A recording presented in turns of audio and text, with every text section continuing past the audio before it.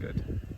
And I found him. There he is, Scott Rueck, right here at Seabury Hall, site of the 2024 Maui Classic. Scott, is it great to be back again? Obviously, I mean, this has been such a great event, and it's meant a lot to your program. Yeah, it's meant a lot to a lot of people, and it is great to be back. I mean, we're in one of the most amazing settings you can imagine, staying at an amazing place, getting to play, at an incredible school and facility and campus here, at Seabury Hall. And so it's just an honor to be a part of it, and I'm excited for our students who are right now doing their community service. They're with the students of Seabury right now, some with the high school, some with the 5th grade, having fun with them, being role models. We just got done with practice. Great to be back in the gym, and so things are great.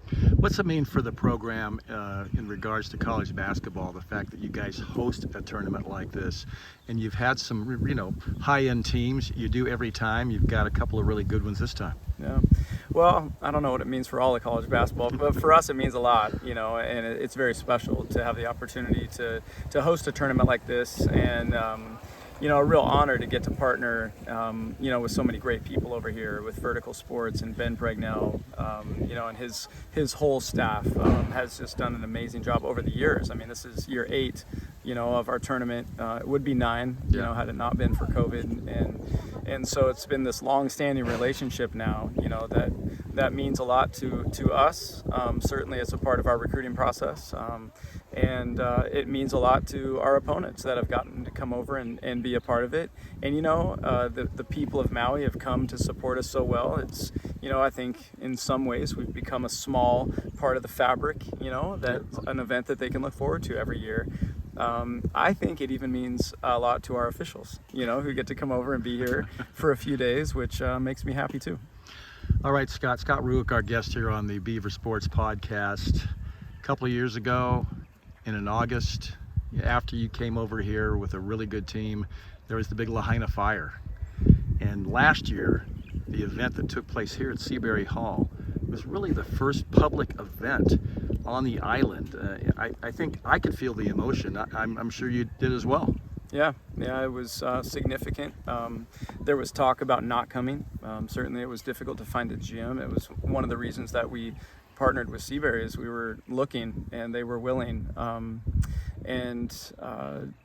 You didn't really know what to expect, I guess, coming into it.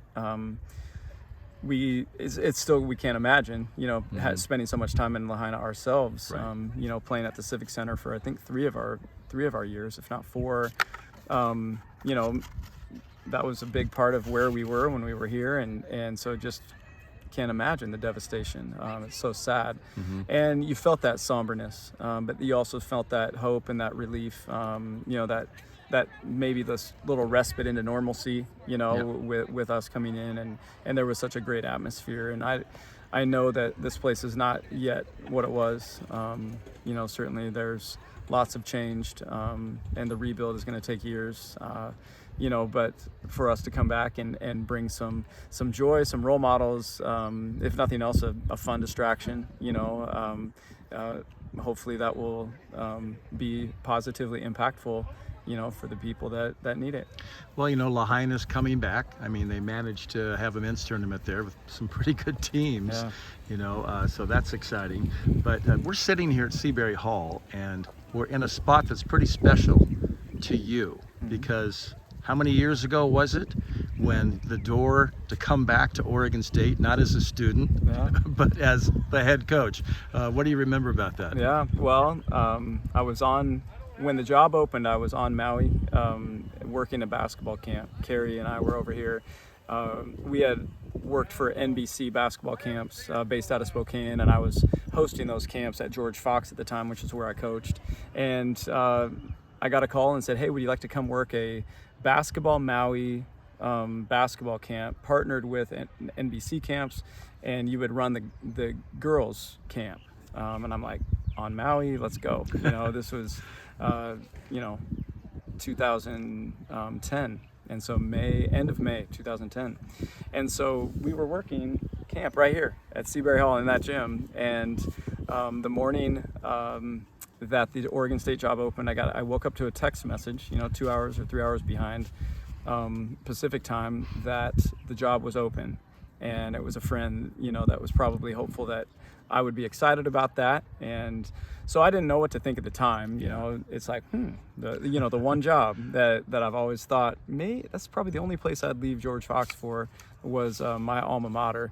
And so right here at lunchtime that day, I made a phone call to the athletic director at the time, Bob DeCarolis, and I was right over there, and here's the cafeteria area and their eating area at the facility. And I walked right in there and stood in the cafeteria, which I'd never been here before. I didn't know exactly where I was, and called Bobby D, and I said, hey, I don't want to waste your time, and I don't want to waste mine. Do you want me to send in my stuff? And he goes, yep, send it in.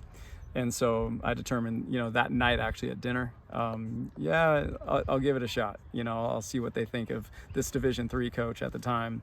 And so I did not know that this was the place that we were at until a year ago. During community service, this exact thing that was happening. When I walked right down, this path up here and walked right next to school, and I said, man, this is exactly where it was. This was the gym. This is the place. And so crazy, full circle moment. I'm going to digress for just a moment. You've had great teams, 2016, 2018, 2023. But then I'm thinking about the team that might have been in contention for the greatest, and that was the team that got shut down for COVID. When you think about that time, obviously it was horrible for the kids and everybody. Yeah. But how good was that team? Well, we were one win away from being ranked number one that year. We started the year 16-0, I remember, and we had a hard time winning the close games in conference. So we lost a few games that were kind of surprising and head scratching actually. But the guards on that team were as good as any guards in the country, and our bigs were young, but the beneficiary of playing with such experience and skill on the perimeter. But that team was so dynamic. The pack was up that year, especially. That was, Arizona kind of their, first good team. Kind of breakout. But Stanford was Stanford, and I don't know. I just remember that team was so fun to coach, with so much skill and talent and experience. But yeah, just a shame, that you shut down, or that a season that was Michaela Pivik's, senior season came to an abrupt end. But yeah, it's fun to reflect on that group and all they accomplished. They were special. A couple more questions for Scott Rueck here on the Beaver Sports Podcast. And Scott, this year's team, I've seen some great moments, and I've seen some, I guess I would call them frustrating moments with this young group. But what's your take? I mean, the practices I've seen here on Maui, they have really been into it. Yeah, they play hard. I mean, it's not for a lack of effort. It's not for a lack of want to or togetherness. It's maybe a lack of experience together, and certainly a lot of people trying to do things that are new to them in some way, including just roles on the floor and being a go-to player when I've never been one, being somebody that plays 30 minutes when I've only played 10 previously, and the different things like that. And so we're on this journey of in some ways discovery, in some ways cohesion. Basketball, in our team meeting today, we talked about the connectedness of this group, and it's a very special group. I mean, we have fun every day. I mean, every day, every practice is, we get great effort from everyone, and we're all working very hard together. It hasn't shown itself in as many wins as we want, of course, but I think for the most part it's shown progress, day after day and lesson after lesson, and so some matchups are tougher for us than others because of that progression that we're on, but I think good things are ahead. But in our meeting today, we went to a luau last night, and Kennedy, I'll just say it, Kennedy brought up the fact that we're on this journey to just getting everything synced up, like the hula dancers last night, and just how perfect they move together, and how that is, our goal. And that's when you watch basketball at its highest level, it looks like a dance. It looks choreographed. It looks so in sync, and the ball moves so quickly before the defense can adjust. And we're working on that, and that is one of the things that, it's just taking a while for us to adapt to. Our defense has really grown and given us a chance, and now it's just time to sync everything up. A year ago, we used a very similar analogy. We talked about a rowing, a boat of rowers, and how for that boat to, fly across the water, every oar hits and leaves the water at the exact same time, and it's just absolutely beautiful to watch. And we started last season, looking at slow motion rowing and talking about how everybody needs to do their part at the exact same time in the exact same way, and so that's the journey that we're on, and we get 2 more tough, challenging opportunities over here to get better. How would you rank your hula dancing last night? Did you get a chance to do it? I got DQ'd for lack of effort. No Yes. technical fouls. Okay. Yeah. Last thing, you brought up big picture, for the future, not only for your team but for Oregon State's program. The Pac-12, Gonzaga's coming in. They're looking for more. I mean, what's your attitude about past this year and next when you're in the WCC? I mean, just to continue to navigate it. I think the most difficult challenge for us is just the recruiting process, and realizing and figuring out exactly, who we are, within it all, and who wants to be a part of us and what we do. And nothing's changed, other than the teams we play. Right. In many cases, it's actually easier to watch our games, going forward than it was for a lot of people. We have an ESPN game this year. We didn't last year until the tournament. And, so there's probably not as many differences as some might think, but there's an educational process to that, through the recruiting process. So for me, it's just, let's keep doing the same thing and let's keep putting on a great show. Let's love on this team and give them every opportunity to reach their dreams. Who wants it next, Right. And obviously, we've played, I think, a top 10 schedule, according to somebody. I think we have the 4th. Somebody told me we've played It was fourth. I think Massey said 24th. Okay, but so we're playing top 25. a top 25 schedule, which was by design. We'll keep doing that, so it's not for a lack of competition. It's just who wants to be next, and who wants to be a part of a program that we do our best to put, a 5-star experience together for our players.